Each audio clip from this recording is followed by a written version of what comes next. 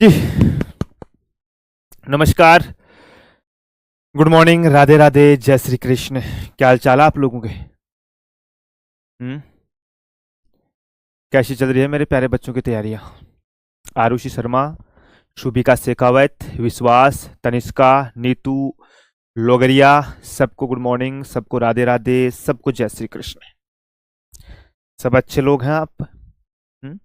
कोई समस्या नहीं है मेरे प्यारे बच्चों को? और किसी को कुछ पूछना है अब तक जो हमने पढ़ा है उससे संबंधित तो पूछिएगा। हम्म?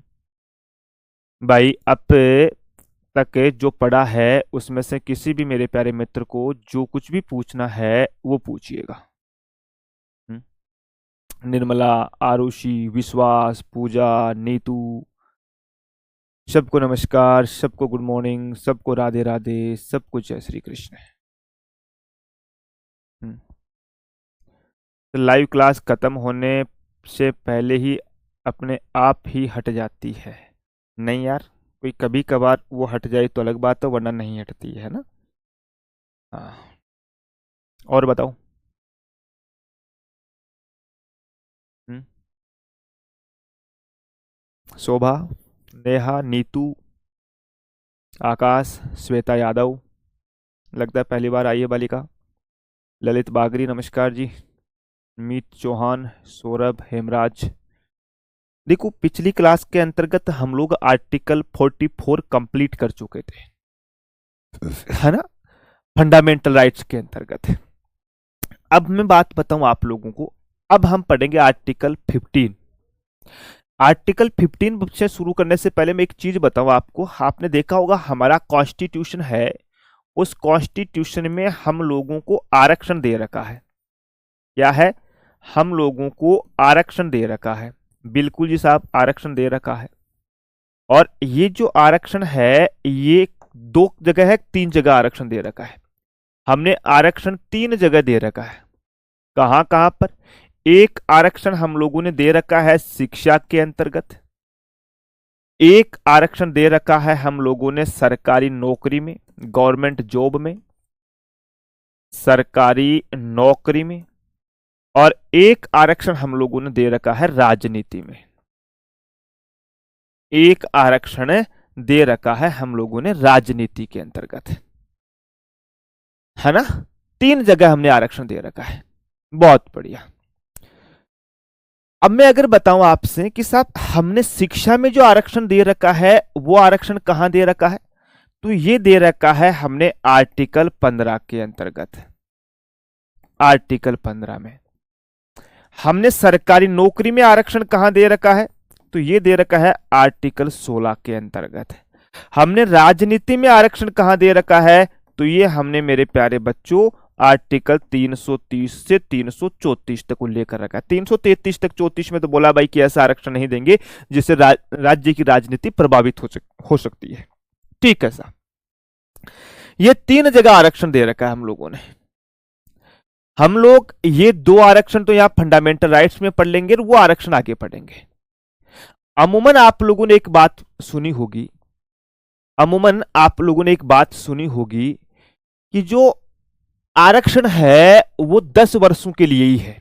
सुनिए बात कि भैया जो आरक्षण दिया गया है ना, ये आरक्षण 10 वर्षों के लिए। क्या है? 10 वर्षों के लिए। क्या ये बात सही है? क्या ये बात सही है? मेरे प्यारे बच्चों, एक चीज का ध्यान रखना, आरक्षण जो 10 वर्षों के लिए दिया गया है ना, ये केवल राजनीति के अंतर्गत दिया गया था। तो प्रत्येक 10 साल से हम लोग आरक्षण को फिर से संविधान में संशोधन करके आगे बढ़ा देते हैं। प्रत्येक 10 साल से।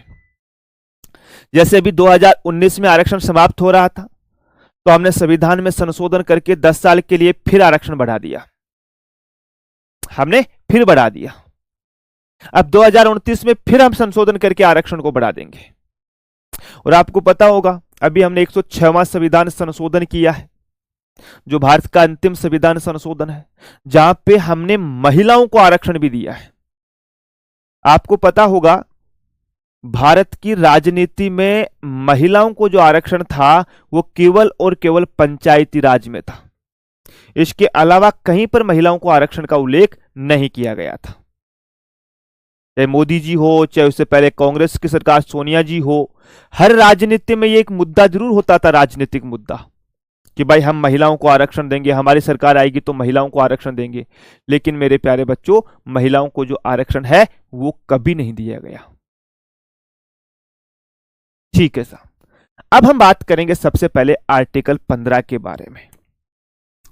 हम बात करेंगे आर्टिकल 15 के बारे में।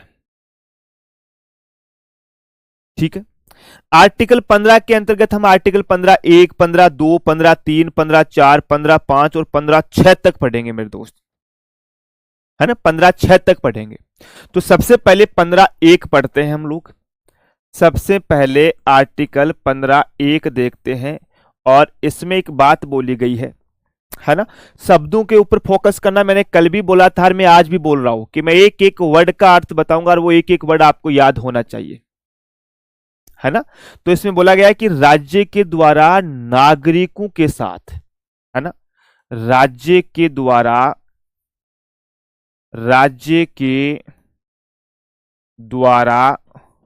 नागरिकों के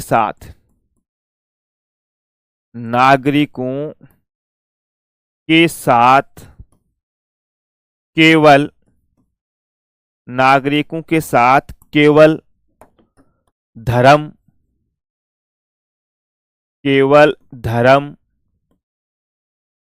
मूलवंश, जाति,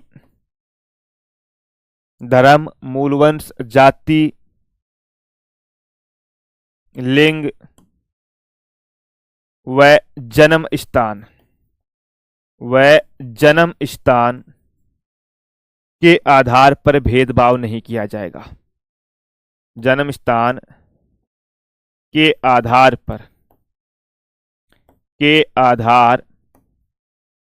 पर भेदभाव नहीं किया जाएगा। भेदभाव नहीं किया जाएगा। मेरे प्यारे बच्चों, मैंने यहां पे आप लोगों को 1, 2, 3, 4, 5 वर्ड लिखाए हैं। इन पांचों का आपको क्रमशः भी याद रखना है। इन पांचों को क्रमशः भी याद रखना है कि हमने हमारे देश में धर्म, मूलवंश, जाति, लिंग व जन्म स्थान के आधार पर भेदभाव नहीं किया जाएगा। अब तुम यहां थोड़ा सा शब्दों के ऊपर फोकस करना। पहला वर्ड मैंने लिखा है आप लोगों के सामने, राज्य। राज्य का मतलब क्या होता है? सरकार। राज्य का मतलब क्या है मेरे प्यारे बच्चों? एक प्रकार से बोलूं तो सरकार। ठीक है। दूसरा शब्द का प्रयोग किया मैंने यहां, नागरिक। नागरिक का मतलब होता है केवल भारत का नागरिक, है ना, केवल भारत का नागरिक। ठीक है साहब, है ना, केवल भारत का नागरिक। और यहां पे मैंने शब्द किया है केवल। पहले इन तीन का अर्थ समझो कि भैया आर्टिकल 15 जो है केवल भारतीय लोगों के लिए है, विदेशी लोगों को यह आर्टिकल नहीं मिलेगा। जहां मैं आर्टिकल 14 पढ़ा रहा था वहां व्यक्ति शब्द का प्रयोग किया गया था, और मैंने बताया था कि आर्टिकल 14 जो है वो भारतीय लोगों को भी है और विदेशी लोगों को भी है। लेकिन आर्टिकल 15 केवल भारतीय लोगों को है, विदेशी लोगों को नहीं।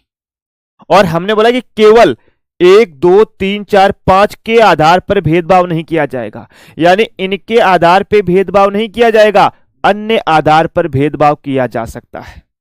क्या? अन्य आधार पर भेदभाव किया जा सकता है। जैसे पिछला जो 2021 या 22 का एक सेकंड ग्रेड की एग्जाम हुई थी, उनमें पूछा गया था कि निम्नलिखित में से अनुच्छेद 15 के तहत किस आधार पर भेदभाव किया जा सकता है, जिसमें 3 वर्ड ये थे और एक था भाषा। तो मेरे दोस्त ध्यान रखना, हम लोग भाषा के आधार पर भेदभाव कर सकते हैं, लेकिन धर्म के आधार पे, धर्म मतलब चाहे तुम्हारा हिंदू धर्म हो या मुस्लिम धर्म हो या सिख हो, ईसाई हो, कोई फर्क नहीं पड़ता। मूल वंश यानी तुम्हारा मूल वंश कहीं से हो, तुम्हारी जो मूल वंश है वो चाहे अमेरिका में हुआ हो तुम्हारा, चाहे जापान में हुआ हो, चाहे पाकिस्तान में हुआ हो, वर्तमान में तुम भारत के नागरिक होने चाहिए। जाति, तुम्हारी जाति कुछ भी हो, जाति तुम्हारी चाहे बड़ी जाति हो या छोटी जाति हो, लिंग लिंग या चाहे तुम महिला हो, पुरुष हो, बच्चा हो, कोई भेदभाव नहीं किया जाएगा। जन्म स्थान, भारत के किसी भी कोने में आपका जन्म हुआ हो, आपके साथ कोई भेदभाव नहीं किया जाएगा। ठीक है देवेंद्र सिंह, बेटा बार बार एक कोई पूछने की बात है क्या कि आर्टिकल 15 में लिखना है क्या? मैं लिखा है आर्टिकल 15 में ही लिखना है ना? हाँ जी साहब, ठीक है ना? रंग के आधार पे नहीं दिया जा सकता। धर्म, मूलवंश, जाति, लिंग या जन्म स्थान। ठीक है, धर्म, मूलवंश, जाति, लिंग और जन्म स्थान के आधार पे। ये लो जी साहब, मूलवंश में नस्ल भी आ जाती है। मूलवंश के अंतर्गत है ना कि मान लो आपका जन्म, आपका मूलवंश है वो अफ्रीका से हुआ है, आपके दादा परदादा कोई अफ्रीका से आए हैं। भाई कोई भी हो, मालूम है, मेरा एग्जांपल दे दूं, मेरे दादा परदादा अगर अफ्रीका से हैं तो जाहिर सी बात है कि उनका रंग काला है, तो मेरा भी रंग काला ही होगा। अगर मम्मी पापा का रंग काला है तो उनका होने वाला जो पुत्र हो या पुत्री होगा, उनकी जो संतान होगी, उनका भी रंग काला ही होगा। ये तो सीधी सी बात है। बिल्कुल सर। हाँ, यदि मम्मी पापा में से दोनों का एक का रंग गोरा है तो फिर जो होने वाली संतान है वो काली भी हो सकती है और गोरी भी हो सकती है, कैसी भी हो सकती है। ठीक है, बिल्कुल साहब।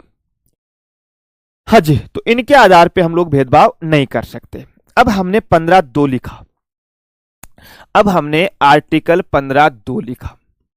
आर्टिकल 15 का सब क्लोज 2 क्या बोलता है ना? सब क्लोज 2 क्या बोलता है मेरे प्यारे बच्चों? ये बोलता है कि अनुच्छेद 15(1) में उल्लेखित आधारों पर, है ना, अनुच्छेद 15(1) में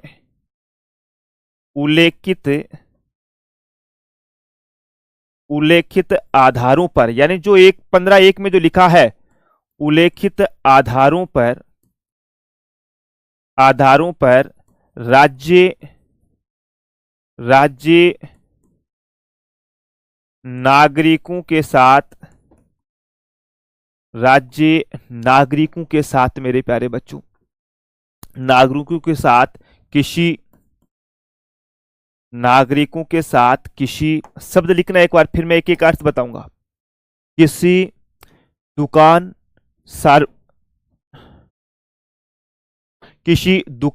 सार्वजनिक भोजनालय, किसी दुकान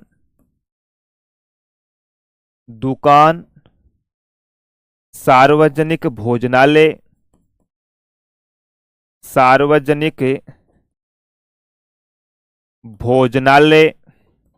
सार्वजनिक भोजनालय जानते हो ना आप सब लोग, हर या होटल और सार्वजनिक मनोरंजन स्थान, सार्वजनिक मनोरंजन स्थानों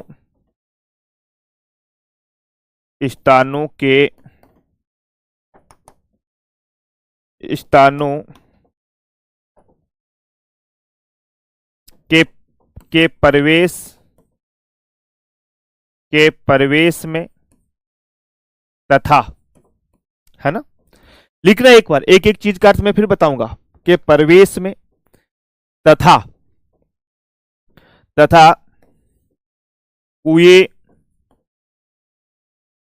कुआं जानते हो सब लोग, कुआं नलकूपे की बात है, कुआं, तालाब, स्नानघाट, सड़क, कुआं, तालाब, स्नानघाट जानते हो, स्विमिंग पूल अपने भाषा में बोले तो, है ना, सड़क या कोई सार्वजनिक रिसोर्ट या सार्वजनिक उपागम स्थान लिख सकते हैं। रिसोर्ट तो थोड़ा सा मॉडर्न नाम आ जाएगा, है ना। सार्वजनिक समागम स्थान लिख लो, समागम स्थान का मतलब होता है पार्क, है ना। अगर एक लाइन के अंतर्गत लिखा हूं मैं तो पार्क मान लो आप लोग, है ना, पार्क मान लो आप लोग कि भैया हमने बोला है कि अनुच्छेद 1 में उल्लेखित, अनुच्छेद 15(1) में हमने क्या लिखा कि धर्म, मूलवंश, जाति, लिंग और जन्म स्थान, इनके आधार पर, है ना, इनके आधार पर ना तो हम कोई दुकान के ऊपर भेदभाव करेंगे, सार्वजनिक स्थान, होटल, सार्वजनिक मनोरंजन स्थानों में प्रवेश तथा कुएं, तालाब, स्नानघाट, सड़क और सार्वजनिक समागम के स्थानों पर उनका प्रयोग करने से भेदभाव नहीं किया जाएगा। है ना? कोई पार्क है जो राज्य द्वारा, आगे लिखो एक बार, या इसको मैं थोड़ा सा छोटा कर लूं ताकि ये एक ही में आ जाए। हाँ, समागम स्थान जो राज्य द्वारा पूर्णतः या आंशिक रूप से वित्त पोषित हो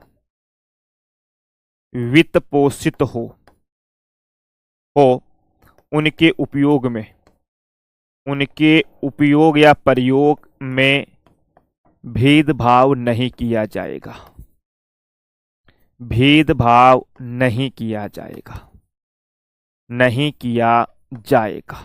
लो जी साहब, अब समझना एक बार, फिर मैं आप लोगों से पूछूंगा। हाँ हिमांशु, थोड़ा सा अंग्रेजी में हाथ टाइट ही है मेरे दोस्त। अब आप लोग है ना, इतना भी नहीं है लेकिन थोड़ा सा समझना एक बार कि मैंने यहां पे दो चीजें लिखी। एक मिनट समझ, अगर लिख लिया आप सब लोगों ने, नहीं लिखा तो एक बार लिख लो, फिर हम लोग इसको ना मैं बताता हूं ना। अगर नहीं लिखा है तो लिख लो एक बार आप लोग, ना फिर इसको डिटेल्स में दोनों को समझते हैं। अमन खान, आर्टिकल 15(5) में SC/ST को आरक्षण, बेटा बातें करेंगे, अभी 15(5) में मत पहुंचो, अभी 15(3) में भी मत पहुंचो, स्टेप बाय स्टेप चलोगे समझ में आ जाएगा। आगे भागोगे तो आप जा सकते हो।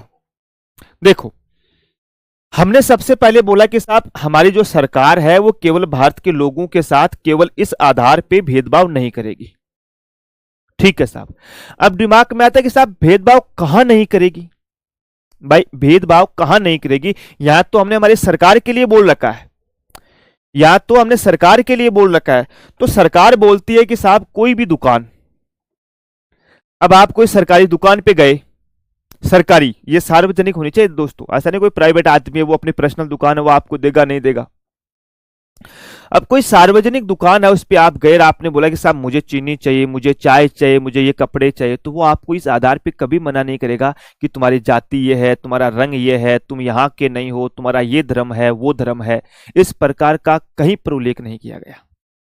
ना ही मेरे प्यारे बच्चों को सार्वजनिक भोजनालय, कोई भंडारा लगा हुआ है, ऐसे मान लो जैसे हमारा एक सचिन बोल रहा था कि सर भंडारा लाइक, बिल्कुल है। जैसे आपने एक सिख धर्म का सुना होगा, वो चलाते हैं, क्या बोलते हैं उसको, लंगर, उसमें सभी धर्मों के व्यक्ति, सभी जातियों के सब जाकर के मेरे प्यारे बच्चों खाना खाते हैं भाई, सब जाकर के वहां खाना खाते हैं, किसी प्रकार का भेदभाव नहीं है।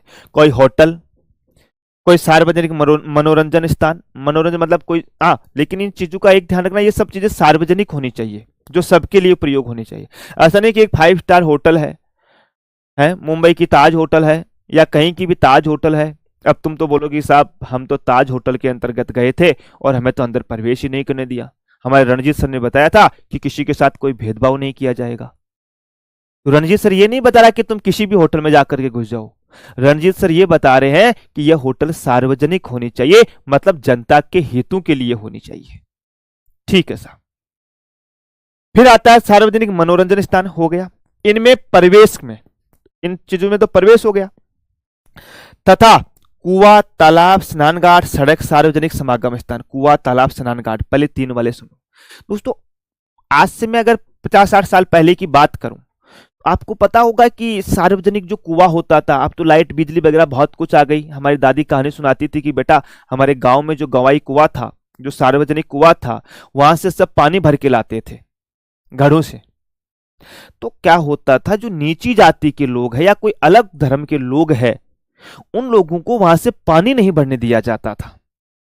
सार्वजनिक स्थान पे जैसे कोई मंदिर होता था, तो नीची जाति के लोगों को मंदिर में प्रवेश नहीं करने दिया जाता था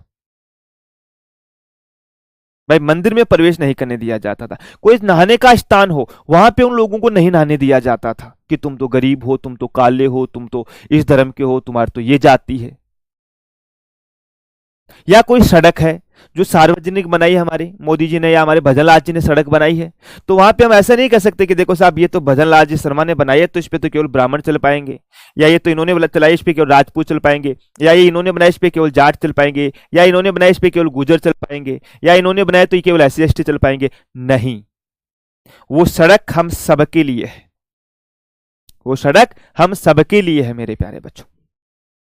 या कोई सार्वजनिक समागम, सार्वजनिक समागम का स्थान कोई पार्क होता है, समागम मतलब जहां लोग आपस में मिलते हैं, या कोई चौराया भी हो सकता है। पार्क तो मैंने एक एग्जाम्पल के तौर पे आपको बताया है। इन स्थानों का उपयोग के लिए आप लोगों को किसी भी प्रकार से मना नहीं किया जा सकता।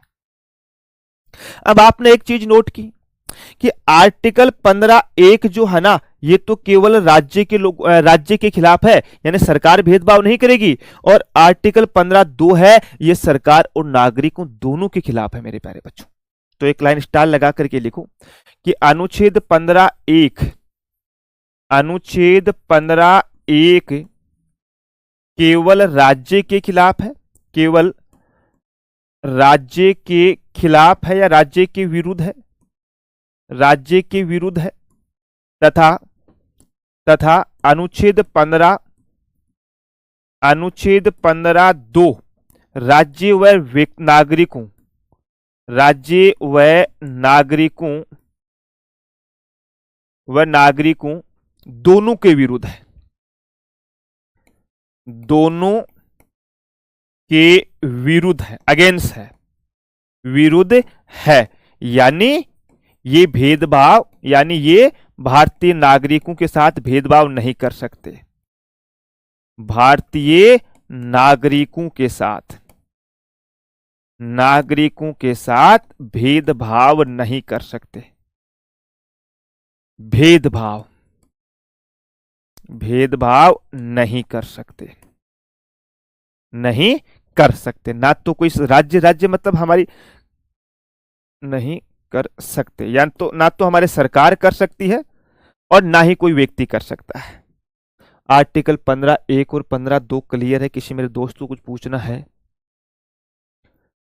नीतू, दीपिका, अभिषेक, सचिन, जसवंत, आर्टिकल 15(1) और 15(2) में से किसी मेरे प्यारे बालक को कुछ पूछना है तो वो पूछ सकता है। क्लियर यहां से? बहुत बढ़िया। अब मैं बात करता हूं आर्टिकल 15(3) के बारे में, है ना, आर्टिकल 15(3) के बारे में, आर्टिकल 15(3). और एक चीज का ध्यान रखना, आप ध्यान दिया आप लोगों ने? पहले ये लिखो, फिर बातें करेंगे हम लोग, है ना। आर्टिकल 15(3) बोलता है कि राज्य महिला एवं बच्चों के उत्थान के लिए, राज्य महिला एवं बच्चों के उत्थान के लिए विशेष उपाय करेगा या विशेष प्रावधान करेगा। राज्य महिला एवं बच्चों के लिए, महिला एवं बच्चों के लिए, बच्चों के उत्थान के लिए, ऐसे लिख लो, के उत्थान, महिला एवं बच्चों के उत्थान के लिए विशेष उपाय करेगा या विशेष प्रावधान करेगा, कुछ भी लिख सकते हैं हम लोग, है ना। विशेष प्रावधान करेगा, प्रावधान लिख लो आप लोग, प्रावधान करेगा। लो जी साहब, हमने एक वर्ड का प्रयोग किया यहां पर, राज्य। राज्य बोले तो हमारी सरकार, हमारी सरकार जो है वो महिला और बच्चों के उत्थान, उत्थान का मतलब उनका ग्रोथ, अपलिफ्टमेंट, है ना, अपलिफ्टमेंट, उनका उत्थान करने के लिए विशेष स्पेशल प्रोविजन करेगा। अब आपके दिमाग में एक चीज आई होगी यहां पे कि सर इतनी देर आपने आर्टिकल 15(1) और 15(2) में तो लिखाया कि भाई हम किसी भी आधार पे भेदभाव नहीं करेंगे, लेकिन अगले ही क्षण के अंतर्गत हमने बोल दिया कि साहब राज्य है वो महिला और बच्चों के लिए विशेष प्रावधान करेगा, है। अब वो बात होगी सर जज्बात बदल गए, सब कुछ बदल दिया आपने इतना जल्दी, है। तो दोस्तों ध्यान रखना, आप लोगों से एग्जामिनर जो क्वेश्चन है ना, कॉन्सेप्ट के ऊपर फोकस करना। क्वेश्चन पूछ सकता है, क्वेश्चन पूछ सकता है कि अनुच्छेद 15 के अंतर्गत इसका कौन सा भाग भेदभाव का प्रावधान करता है। 15(1) और 15(2) दोनों भेदभाव का प्रावधान नहीं करता, लेकिन 15(3) करता है। जहां पे आर्टिकल 15(1) और 15(2) भेदभाव से हमें प्रोटेक्शन दे रहे थे, संरक्षण दे रहे थे, वहीं आर्टिकल 15(3) हम लोगों को भेदभाव करने का परमिशन दे रहा है। ये हमारे समानता के अधिकार का उल्लंघन कर रहा है। हमारे संजय पाल सिंह राव साहब ने बताई ये बात। बिल्कुल सही बात है साहब भाई, बिल्कुल सही बात है। और हमारा मूल संविधान में ये 15(1), 15(2), 15(3) ये 3 ही अनुच्छेद थे, है ना। स्टार लगा के लिख लो, मूल संविधान में, मूल संविधान में आर्टिकल 15 सब क्लोज 1, 15 सब क्लोज 2 और 15 सब क्लोज 3, 3 ही थे मेरे दोस्त। बाकी के हम लोगों ने बाद में जोड़े, बाकी के हम लोगों ने बाद में जोड़े। ठीक है साहब, ये तो क्लियर है। बिल्कुल जी साहब, ये तो क्लियर है यहां तक तो मामला। अब मैं आप लोगों को बताऊं, अब मैं आप लोगों को बताऊं मेरे प्यारे दोस्त, मैं आपको बताऊं कि साहब आर्टिकल 15(4), 15(5), 15(6) कब जोड़े गए थे। अब थोड़ा सा देखो, आप एक कॉन्सेप्ट के ऊपर फोकस करना। मैं आप लोगों को एक अनुच्छेद पढ़ाऊंगा, आर्टिकल 46, है ना, आर्टिकल 46। अब तुम बोलोगे गुरुजी आप तो 15 से सीधे ही 46 पे पहुंच गए, डायरेक्ट 3 गुना जंप लगा दिया आप लोगों ने तो, है अरे डायरेक्ट 3 गुना जंप लगा दिया। बिल्कुल साहब, आर्टिकल 15(3) जो है मेरे प्यारे डियर, है ना, सॉरी माफी चाहता हूं, आर्टिकल जो 46 है ये क्या बोलता है? अरे ये क्या बोलता है बेटा? आर्टिकल 46 ये बोलता है कि राज्य अनुसूचित जाति एवं जनजाति के उत्थान के लिए प्रयास करेगा। क्या?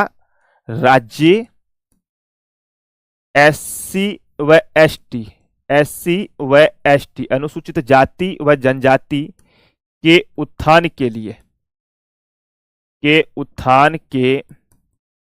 लिए शिक्षा में विशेष प्रावधान करेगा, शिक्षा में विशेष प्रावधान करेगा, विशेष प्रावधान। ये बात राज्य के नीति निर्देशक तत्वों के अंतर्गत उल्लेखित है। उत्थान में आधा तो नहीं आएगा क्या? चलो कोई बात नहीं भाई, तुम हिंदी के बालक हो, मेरी थोड़ी हिंदी कमजोर हो सकती है।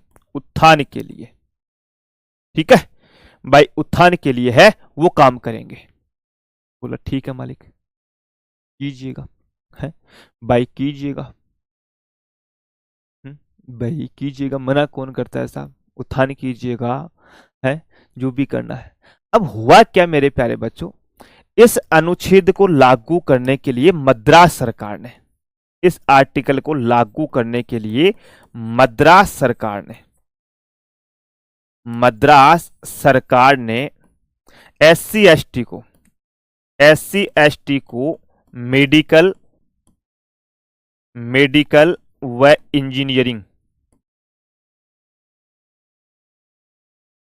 इंजीनियरिंग कॉलेजों में, व इंजीनियरिंग कॉलेज के अंतर्गत, कॉलेज में आरक्षण दे दिया। लो जी साहब, ध्यान से सुनिएगा।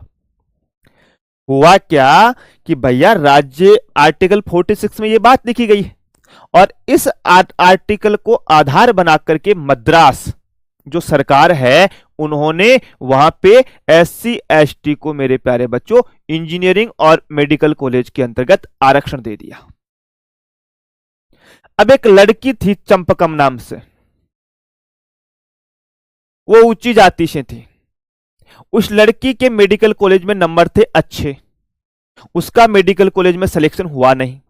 एक दूसरी लड़की थी नीची जाति की, एससी एसटी की, उसके नंबर उससे कम थे, उसका मेडिकल कॉलेज के अंतर्गत नंबर आ गया,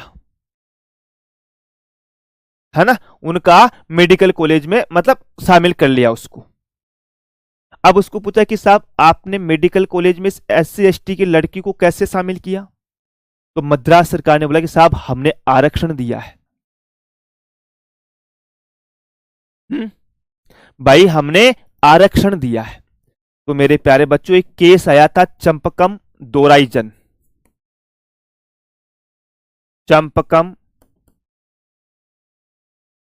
दोराई राजन बनाम मद्रास सरकार। बनाम मद्रास सरकार। मद्रास सरकार, मद्रास को आज तो हम लोग चेन्नई बोलते हैं ना, है, उस समय हम मद्रास ही बोलते थे दोस्तों। मद्रास सरकार केस में सर्वोच्च न्यायालय ने सर्वोच्च न्यायालय ने अब चंपकम क्या गई, सुप्रीम कोर्ट पहुंच गई, है ना, चंपकम है वो सुप्रीम कोर्ट पहुंच गई। तो भैया सर्वोच्च न्यायालय ने क्या किया, राज्य सरकार के समक्ष, मेरे प्यारे बच्चों, समक्ष चुनौती रखी गई थी। और ऐसे लिख लो कि मद्रास सरकार में सर्वोच्च न्यायालय ने या सर्वोच्च न्यायालय के सामने चुनौती के समक्ष लिख लो, समक्ष चुनौती पेश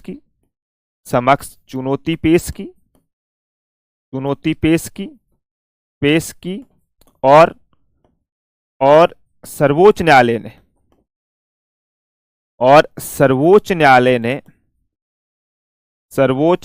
ने मद्रास सरकार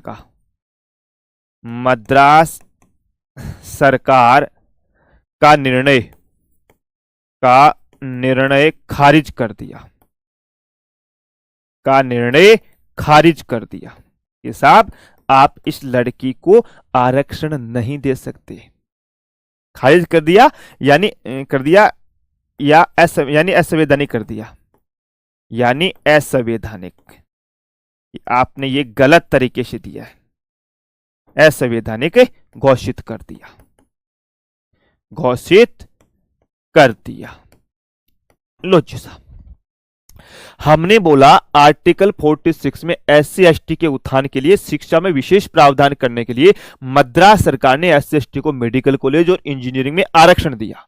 एक लड़की थी चंपकम नाम की, इसका मेडिकल कॉलेज में एडमिशन नहीं हुआ। क्यों? क्योंकि यह जनरल कैटेगरी से थी और SC ST कैटेगरी वाले को मद्रास ने आरक्षण दे दिया, जबकि इसके नंबर ज्यादा थे। यह सुप्रीम कोर्ट पहुंच गई और सुप्रीम कोर्ट ने, मेरे प्यारे बच्चों, इस मामले को खारिज कर दिया। क्या किया? इस मामले को खारिज कर दिया। बहुत बढ़िया जी साहब। अब सुप्रीम कोर्ट ने खारिज करने के बाद में हमारे देश के अंतर्गत जब पहला संविधान संशोधन हुआ, भैया पहला संविधान संशोधन, और ध्यान रखिएगा पहला संविधान संशोधन जो है ना, वो संविधान सभा के द्वारा किया गया था 1951 में। इसके तहत मेरे प्यारे बच्चों हमने अनुच्छेद 15(4) जोड़ा।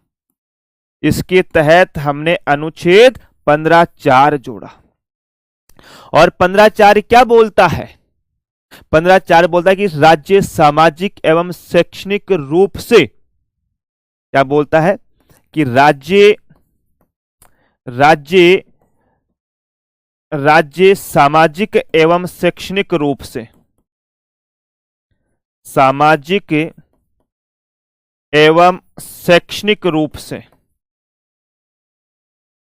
सामाजिक एवं शैक्षणिक रूप से, राज्य सामाजिक एवं शैक्षणिक रूप से अन्य पिछड़ा वर्ग या अति पिछड़ा वर्ग, अनुसूचित जाति एवं जनजाति के लिए विशेष उपाय करेगा। क्या के लिए? विशेष उपाय करेगा। सामाजिक एवं शैक्षणिक रूप से ओबीसी,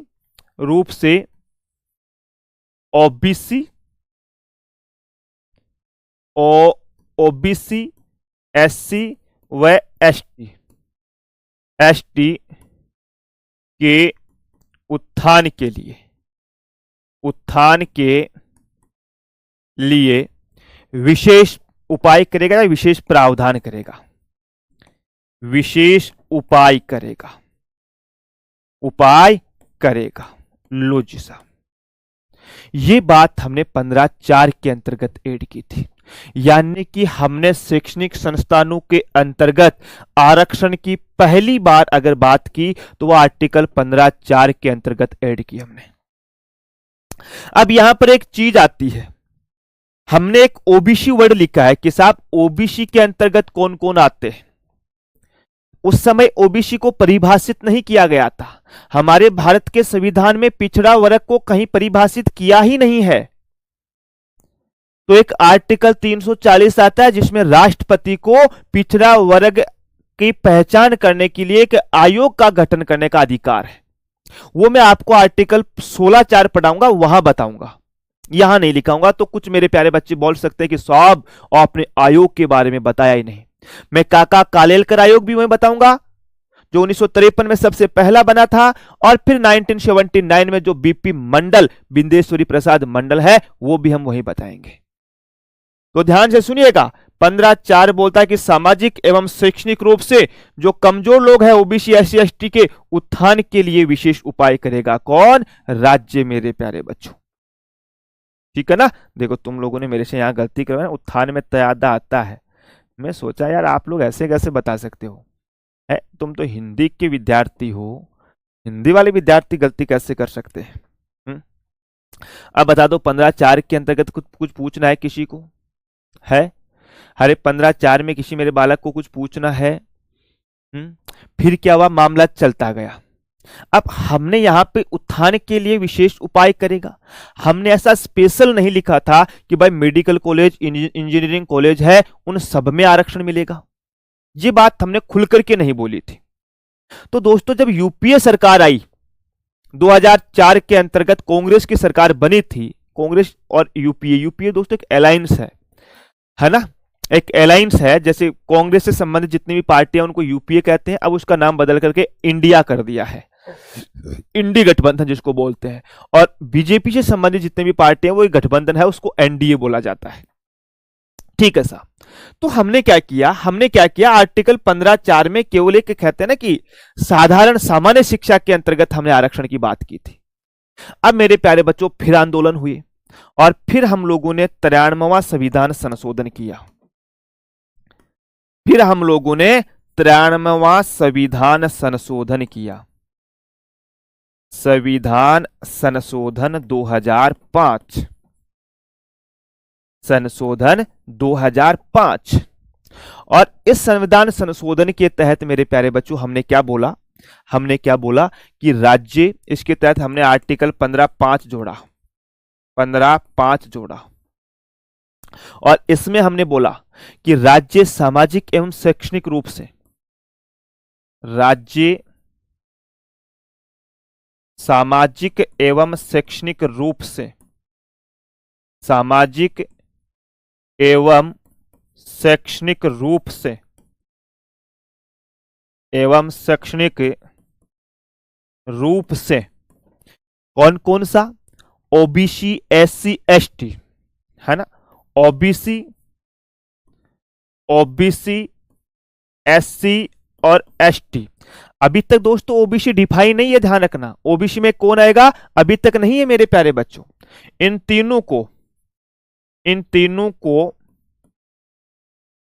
केंद्रीय, जो अपनी बड़ी बड़ी स्कूलें, कॉलेजें, मेडिकल है, सीधा लिख लो केंद्रीय शिक्षण संस्थान, केंद्रीय शिक्षण संस्थान, केंद्रीय शिक्षण संस्थान वह निजी शिक्षण संस्थान। निजी को क्या बोलते हैं हम? प्राइवेट। प्राइवेट को हिंदी में क्या बोलेंगे? निजी शिक्षण संस्थान, निजी शिक्षण संस्थान,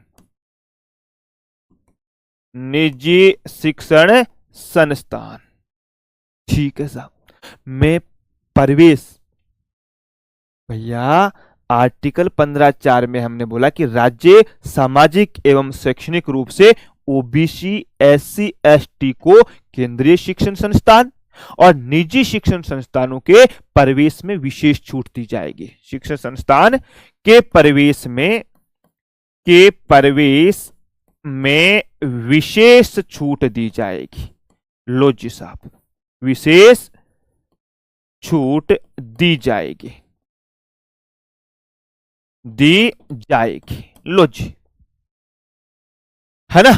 और एक लाइन हमने यहां पे लिखी नहीं थी, तो वो यहां लिख देना कि यूपीए सरकार ने किया था, यूपीए सरकार ने। ठीक है ना, यूपीए सरकार है, यूनाइटेड प्रोग्रेसिव अलायंस ऐसे बोला जाता है इसको। अब मुझे आप एक चीज बता दो, आर्टिकल 15-16 में किसी मेरे प्यारे बालक को कोई दिक्कत? हमने यहां साफ साफ लिख दिया, आर्टिकल 15(4) के अंतर्गत हमने यही बोला कि हम उपाय करेंगे। हमने स्पेशल नहीं बोला कि हम भैया को, जो हमारी बड़ी मेडिकल कॉलेज होगी, बड़ी कोई हमारी इंजीनियरिंग कॉलेज होगी, IIMA होगा, वहां पे हम कोई आरक्षण देंगे। ऐसा कोई उल्लेख नहीं किया हम लोगों ने, ऐसा कोई उल्लेख नहीं किया कि हम प्राइवेट में भी आरक्षण मिलेगा क्या। यह हमने साफ साफ बोल दिया कि भैया केंद्रीय शिक्षण संस्थान और राज्य के जितने भी सरकारी शिक्षण संस्थान है, उन सब के अंतर्गत हम लोग आरक्षण देंगे, है ना, उन सब में हम लोग आरक्षण देंगे मेरे प्यारे बच्चों। क्लियर? बहुत बढ़िया। और आगे चल करके मेरे प्यारे बच्चों, आपको पता है 103वां संविधान संशोधन, आगे अगर मैं बात करूं तो भैया 103वां संविधान संशोधन 3वां संविधान संशोधन 2019 मेरे प्यारे बच्चों, ये किसके द्वारा किया गया? एनडीए सरकार द्वारा, एनडीए सरकार द्वारा। इसमें हम लोगों ने क्या बोला? अरे इसके अंतर्गत हम लोगों ने क्या बोला? हमने एक नया आर्टिकल जोड़ा, आर्टिकल 15(6), आर्टिकल 15(6। और 15(6) क्या बोलता है साहब? आर्थिक रूप से पिछड़े वर्ग को, आर्थिक रूप से, एक बार लिखना फिर डिटेल बताता हूं मैं, आर्थिक रूप से पिछड़े वर्ग को, पिछड़े वर्ग को 10% आरक्षण। लो जी साहब, जिसको हम लोग क्या बोलते हैं? EWS, economic weaker section. क्या बोलते हैं? Economic weaker section. अब समझना तुम लोग, अब समझना एक बार, 15(4), 15(5) मैंने बता दिया। अब तक जो हम लोग आरक्षण दे रहे थे वो दो आधार पर दे रहे थे। कौन से दो आधार पे? एक हम सामाजिक और दूसरा शैक्षणिक। हमने आर्थिक आधार पे आरक्षण की बात नहीं कर रखी थी। और जो हमारा बीपी मंडल आया था 1979 में, 1979 में, उन्होंने भी ये बात नहीं बोली थी। आपको पता होगा पीवी नरसिम्हा सरकार, अभी मैं केवल शॉर्ट में बता रहा हूं, कल बताऊंगा आर्टिकल 16(4) के बाद में। पीवी नरसिम्हा सरकार के द्वारा दोस्तों उस समय संविधान में संशोधन किया गया था और उनको आरक्षण दिया था आर्थिक आधार पे। इंदिरा साहनी केस आया था 1992 में, इसको रद्द कर दिया था, असंवैधानिक कर दिया था। लेकिन अब मेरे प्यारे बच्चों, इसको इस गवर्नमेंट ने संवैधानिक बता दिया। आर्टिकल 15(4) में किसी भी मेरे प्यारे बालक को कुछ पूछना है, मैं 2 मिनट का टाइम देता हूं एक बार सबको, है ना। लेगा जी, लक्ष्मी, संजय, लक्ष्मी बोले उत्थान गलत लिखा है, मेरे हिसाब से उत्थान सही है, ऊ आदा तय थान, यही आएगा। सर आप बोलते हो कि नोट्स साथ साथ बनाओ, तो आप लिखने का टाइम नहीं देते हो और बोलते भी, यार बोलता तो संजय खान, ये तो तुम झूठे आरोप लगा रहे हो मेरे ऊपर। हाँ, लिखना कब है? और अब देखो, तुम ऐसा चाहते हो कि मैं पहले तुमको पूरा लिखाऊं, फिर तुमको मैं समझाऊं, या पहले समझाऊं लिखाऊं, वो तो चीजें तो फिर तो हम, मुझे लग रहा है कि हम 2-1 साल तक सिलेबस पढ़ेंगे मेरे मित्र। यहां तो मैं आपको दोनों काम साथ साथ करा रहा हूं। 93वां संविधान संशोधन में 27% की बात की गई थी ना ओबीसी के लिए। नहीं, गलत पढ़ा आपने मोहम्मद साहब, जहां कहीं पर भी पढ़ा है। एक मेरा दोस्त पूछ रहा है, कौन गया वो महिला सदस्य, क्या पूछ रहा था? भारत के संविधान में संविधान सभा में महिला सदस्य शामिल, हाँ बेटा 15 महिला शामिल थी जसवंत गुजर, लिखा चुका हूं मैं आपको, है ना, लिखा चुका हूं भैया कि सबसे पहले हंसा मेहता ने साइन किया था। एकमात्र मुस्लिम महिला जो एजाज नाम था उसका मेरे प्यारे बच्चों, एकमात्र महिला जो दक्षिण भारत से थी, एकमात्र महिला जो SC ST से जो थी, वो सब लिखा चुका हूं मैं मेरे दोस्त। जैसे कल एक बालक ने कमेंट किया था, है ना, कल एक बालक ने उत्थान ही होता, हाँ तो उत्थान ही लिखा है मैंने। एक बालक ने कल कमेंट किया था ग्रुप में कि सर हमारे संविधान पढ़ाने वाले गुरुजी है, उन्होंने संविधान सभा में ये नहीं लिखा है कि राजस्थान के लोगों का योगदान। मैं अब क्या बताऊं, मैं उनको मैं बोल दिया, जवाब दिया कि बेटा जब मैं विधानमंडल पढ़ाऊंगा तब उन चीजों को वहां पे ऐड करूंगा, ताकि आपको राजस्थान का मामला पूरा राजस्थान के साथ याद रहे, है ना। हाँ, भारत के संविधान सभा में बेटा 15 महिला सदस्य शामिल थी, मैं बता चुका हूं जसवंत गुजर साहब, वेरी नाइस। अरे वाह, ये जो पढ़ाया इसमें मजा आया कि नहीं आया, मुझे तो ये बताओ तुम, है बढ़िया समझ में आया कि नहीं आया? हम्म, ठीक है, बहुत बढ़िया। अब लिखो आप आर्टिकल 16। अब लिखो आप आर्टिकल 16। आर्टिकल 16 ये बोलता है लोक नियोजन में अवसर की समानता। आर्टिकल 16 क्या बोलता है? लोक नियोजन। लोक नियोजन, लोक नियोजन होता है पब्लिक प्लानिंग, है ना?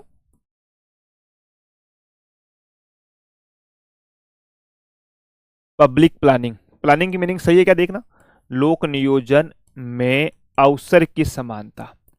अवसर होता है अपॉर्चुनिटी, मौका, अवसर की समानता।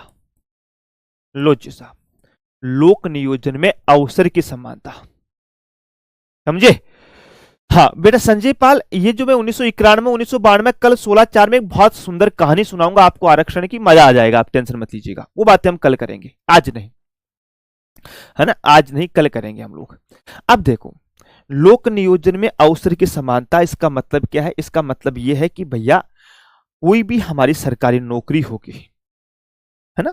इसमें लिखा है आर्टिकल 16(1) के अंतर्गत लिखा है, 16(1) के अंतर्गत मेरे प्यारे बच्चों, हमारे संविधान वेताओं के द्वारा साफ साफ लिखा है कि राज्य के द्वारा नागरिकों को, क्या कि भैया राज्य के द्वारा नागरिकों को राज्य के अंतर्गत, है ना? राज्य द्वारा राज्य के नागरिकों को राज्य के अंतर्गत नियुक्ति और रोजगार में, नियुक्ति और रोजगार, नियुक्ति और रोजगार, नियुक्ति और रोजगार, रोजगार मतलब सेवाएं जो होगी, सरकारी नौकरियां होगी, कोई अपॉइंटमेंट वगैरह जो होता है नियुक्ति वाला, इसमें अवसर की समानता प्रदान की जाएगी। नियुक्ति और रोजगार में अवसर की समानता, अवसर की समानता प्रदान की जाएगी, समानता प्रदान की जाएगी। लो जी साहब, प्रदान की जाएगी। लो जी मेरे दोस्त, हमने बोला कि राज्य के द्वारा नागरिकों को राज्य के अंतर्गत, यानी राज्य का मतलब सरकार हो गया, नागरिकों का मतलब हमारे देश के नागरिक हो गई, और राज्य के अंतर्गत हमारे देश की सीमा के भीतर उनके साथ नियुक्ति और रोजगार में अवसर की समानता प्रदान की जाएगी। लो जी मालिक, बताओ सर, ईडब्ल्यूएस को आरक्षण 16(6) में भी दिया गया है। बेटा सचिन, आपने थोड़ी सी एक चीज का ध्यान नहीं दिया, मैंने आर्टिकल 15 में और आर्टिकल 16 में दो चीजें लिखाई है कि आर्टिकल 15 के अंतर्गत तो शिक्षा में आरक्षण दिया गया है, आपको शैक्षणिक संस्थानों में एडमिशन लेने के लिए, प्रवेश करने के लिए आरक्षण दिया है। आर्टिकल 16 में सरकारी नौकरी में आरक्षण दिया है, ठीक है ना? तो इसमें लिखाऊंगा मैं सरकारी नौकरी में, आप यहां चाहो तो लास्ट में लिख सकते हो आर्थिक रूप से पिछड़े वर्ग को 10% आरक्षण है, इसमें लिख सकते हो केंद्रीय शिक्षण संस्थानों व निजी शिक्षण संस्थानों में प्रवेश पे 10% की छूट मिलेगी। तो मैंने लगाया कि शायद तुम कॉमन सेंस इतना लगा सकते हो, अच्छे बच्चे हो, जो मैंने आपको सबसे पहले यहां पे ये बात लिखाई थी कि भैया यहां शिक्षा में आरक्षण है, यहां सरकारी नौकरी में आरक्षण है, और वहां राजनीति में आरक्षण है, ठीक है ना? तो थोड़ा सा एक्टिव भी रहा करो यार आप लोग। बताओ जी, मामला क्लियर? अब आर्टिकल 16(2) है, ये तो मुझे लग रहा है कल ही हो पाएगा, आज होगा नहीं। अब मैं थोड़ी सी आप लोगों से बातें कर लेता हूं। हाँ जी प्रीति वर्मा, सर आर्टिकल 15(4) या 13(4) जोड़ा था। 15 नहीं बेटा, यहां मैंने 13 कहां लिख दिया आपको, ये 15 ही है, नहीं बेटा 13 नहीं है गुड़िया, है ना? ये 15 ही है। ये तो कॉमन सेंस लगाया करो बेटा जी, हम राजस्थान में थानेदार बनने जा रहे हैं, है ना? हम राजस्थान में थानेदार बनने जा रहे हैं बालिका। बताओ जी, 9 + 5 14, 9 और 5 14 ही होते हैं तो बेटा। अरे जसवंत गुजर 9 और 5 तो मैंने महिला 14 लिखा है, नहीं बेटा 9 और 5 14 नहीं है, वो मैंने मुस्लिम लीग के अंतर्गत लिखा है, वो महिला लीग नहीं लिखा है, मुस्लिम लीग लिखा है कि मुस्लिम लीग में पहले 12 सदस्य हुआ करते थे, फिर जब मुस्लिम सॉरी क्या नाम है उसका, अंतरिम सरकार का। फिर अंतरिम सरकार का पहले 12 लोग थे, फिर हमने पुनर्गठन किया, 3 लोगों को साइड में किया, 9 बचे, 5 और ऐड किए तो 14 सदस्य हो गए। लो जी साहब, अब बताओ पढ़ने में मजा आया आज के इस प्यारे से सेशन में? है? अरे आज के इस प्यारे से सेशन में पढ़ने में मजा आया? मुझे बताओ आर्टिकल 15 में आरक्षण से संबंधित आपका डाउट कंप्लीट हुआ कि नहीं हुआ? सर सुप्रीम कोर्ट ने खारिज कर दिया था, फिर क्यों ऐड किया 15 के 4 5 6? बेटा उन्होंने जो पहले आरक्षण दिया था ना वो जाति के आधार पे दिया था, है ना। हमने फिर आरक्षण दिया वो सामाजिक और शैक्षणिक रूप से जो पिछड़े लोग हैं उनको दिया था। हाँ कोई ना, प्रीति कर दिया उसको सही। सर दिसंबर या जनवरी मिड तक सब बजेगा? हाँ जनवरी नहीं आएगी, दिसंबर तक हो जाएगा आपका, है ना। 5 जनवरी तक का तो हमने आपको टारगेट दे रखा है, 5 जनवरी से पहले पहले हम आपका सिलेबस कंप्लीट करवाएंगे। सोनू नरेंद्र प्रजापत क्लास कहाँ अटक रही है? सही तो चल रही है भाई, क्लास तो सही तो चल रही है मेरे दोस्त, बताओ। हम्म? 13(3) दोबारा बताऊं? देखो बेटा क्या नाम तुम्हारा? नीतू। आर्टिकल 13(3) के अंतर्गत है ना, ये बताया गया है कि महिला और बच्चों के लिए स्पेशल प्रोविजन करेगा। आपको पता होगा हमने महिला और बच्चों के लिए बहुत सारे अधिनियम बना रखे हैं, कानून बना रखे हैं। महिला को अगर अपने पूरे अधिकार मिल जाए ना तो फिर वो किसी के बस में ही नहीं रहेगी भाई। बस ये मानो कि उनको पता नहीं है। मैं अमूमन एक बात कहा करता हूं कि हर औरत में दुर्गा का अवतार होता है, असली अवतार वो तब धारण करती है जब उसकी शादी हो जाती है। क्यों? क्योंकि फिर वो सिंह पर सवार हो जाती है भाई, सिंह पे सवार हो जाती है। तो हमने महिलाओं को बहुत आरक्षण दे रखा है, मजाक की बात है बेटा, लेकिन काम की बात यह है कि महिलाओं को जितने हमने राइट्स दे रखे हैं उन तक वो पहुंच नहीं रहे। जागरूकता की सबसे बड़ी कमी है।